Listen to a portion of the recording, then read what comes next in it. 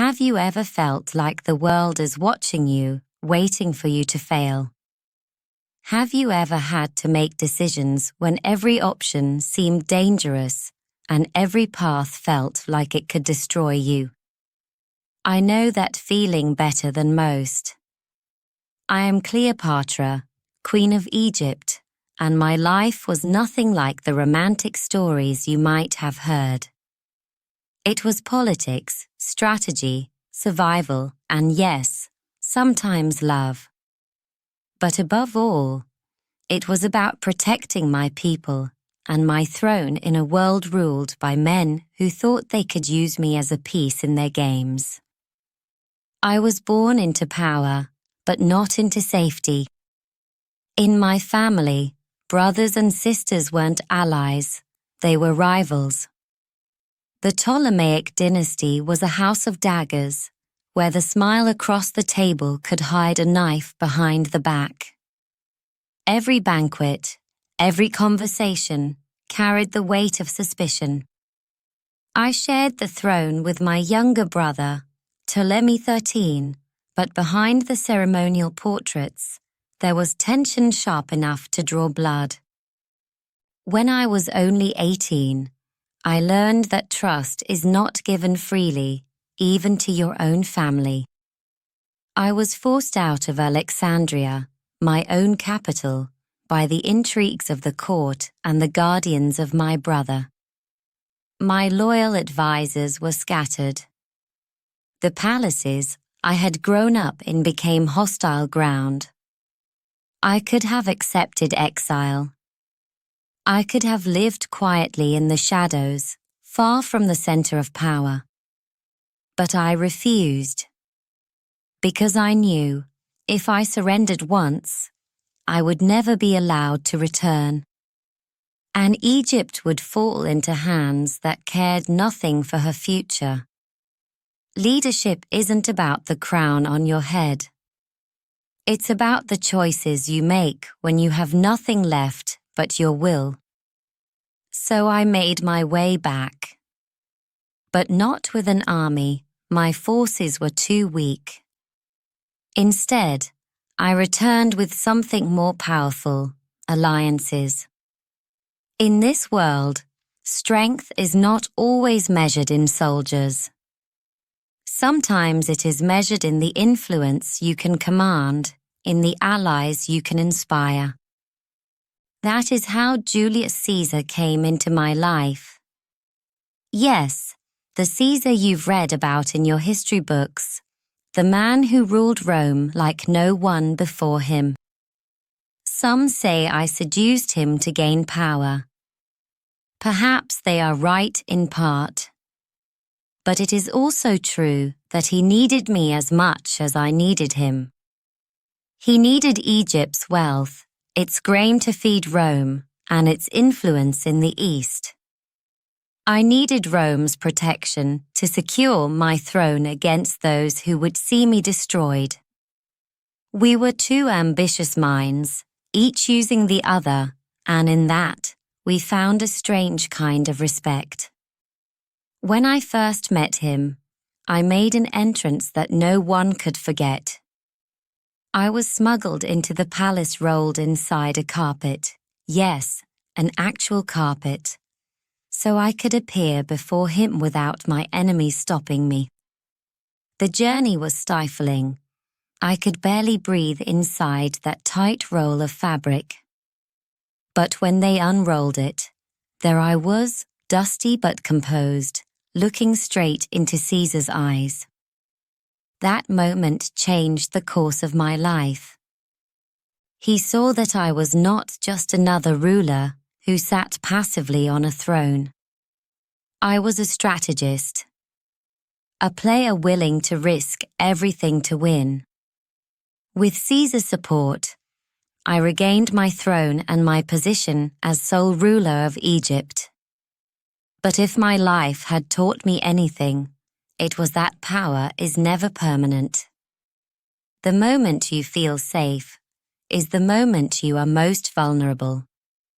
Caesar returned to Rome, and I bore him a son, Caesar. For a time, I believed that this bond would secure my place in history. But history does not work that way. When Caesar was murdered on the Ides of March, the news struck me like a dagger to the heart. Not just because I lost a powerful ally, but because I knew what it meant. The protection I had relied on was gone. And Rome was again a dangerous place for anyone connected to him, especially me. The whispers began immediately. Some said I would flee, others that I would seek a new Roman protector. But I knew I had to be deliberate. One wrong move, and Egypt would become a prize in someone else's war. That was when Mark Antony entered the story. The world remembers us as lovers, but the truth is more complicated. We were political partners first, bound by shared ambition. We shared an enemy, Octavian, Caesar's adopted heir, who would one day become Augustus, the first Roman emperor.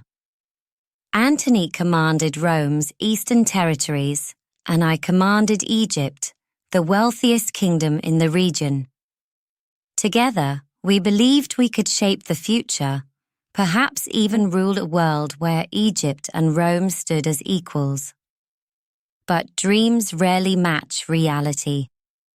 Rome had never seen me as an equal. To them, I was a foreign queen with too much influence over one of their generals. To Octavian, I was an obstacle to be removed, one that threatened his rise to absolute power. Still, I did not yield. Antony and I built a life and an alliance, raising children together while maneuvering through a political storm. We held banquets that dazzled the ancient world, not as indulgence, but as political theatre. In every display of gold, music, and wine, we sent a message: Egypt is strong, Egypt is prosperous, and Egypt will not bow. But war was inevitable. Octavian accused me of corrupting Antony, of plotting to overthrow Rome.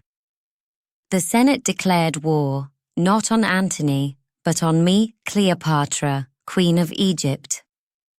It was a war for survival, and I intended to fight it to the end. Our fleets met at the Battle of Actium, a clash that would decide the fate of nations. The sea was restless, waves crashing, winds howling like the gods themselves were angry. Arrows flew through the salty air, fire erupted across the decks of ships. Chaos reigned, and in that turmoil, Antony's fleet faltered. Ships scattered, commanders confused, and as defeat loomed, I made the decision to sail back to Alexandria. I knew then the war had turned against us. When we returned to Alexandria, the air was thick with the scent of defeat and fear. Yet even in despair, hope lingered like a candle flickering in a dark room. We told ourselves that allies might yet come, that new plans could be made. But deep down, I felt the weight of Rome's shadow creeping closer, suffocating all chances. Octavian moved swiftly, like a wolf closing in on wounded prey. He cut away our support, turning friends into fence-sitters and fence-sitters into enemies. In that ruthless dance, there was no room for mercy. Mark Antony was a proud man, a warrior forged by battle and honor. The public loss at Actium wounded him deeply, shattering the confidence that once defined him. I saw the light dim in his eyes as the world we had built together crumbled. Still, I refused to crumble. I planned, I negotiated, I bargained, searching for any opening to save Egypt's future. I sent messages to Octavian, seeking terms, hoping for mercy or a truce that could preserve some dignity. But Octavian was no Caesar. He wanted total victory, and he wanted Egypt under his heel, or destroyed. Antony, desperate and broken, fought one last battle outside Alexandria's walls. When news reached him that our forces had been overrun, he believed I had taken my own life. Grief and despair drove him to follow that tragic path. But the truth was, I was still alive. When they brought him to me, wounded and fading, I held him close. His last breath left him in my arms, and in that moment, I understood that my last shield was gone. Octavian entered Alexandria soon after, not as a liberator, but as a conqueror.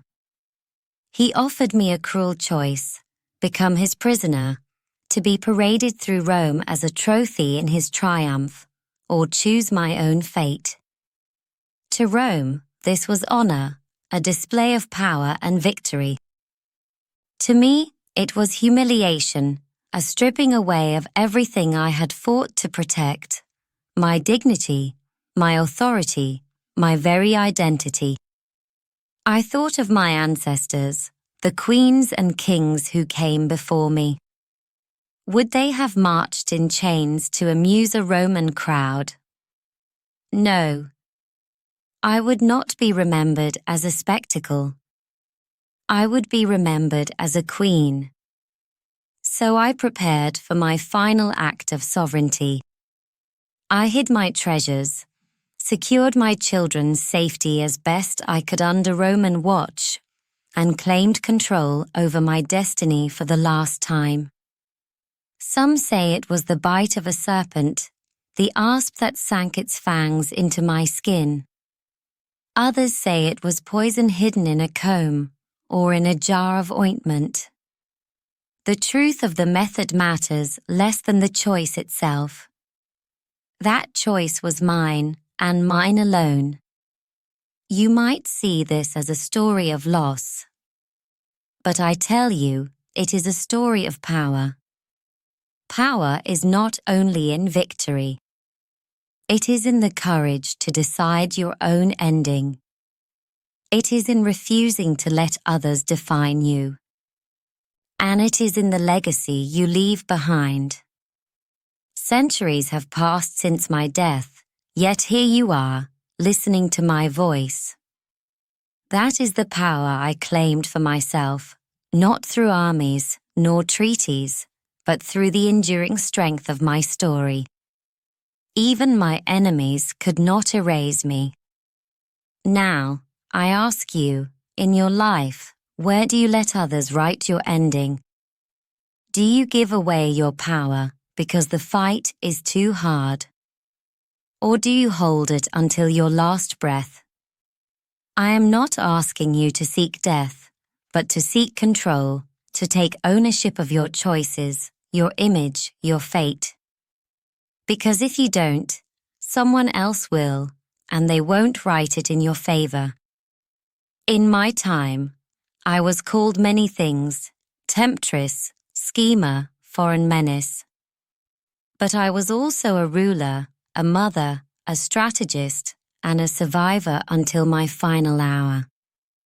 The world will always try to reduce you to one word, one image, one story. Do not let them. Be the one who defines who you are, even if they never understand you. If you take nothing else from my life, take this: opportunity does not wait for perfect conditions. Neither should you.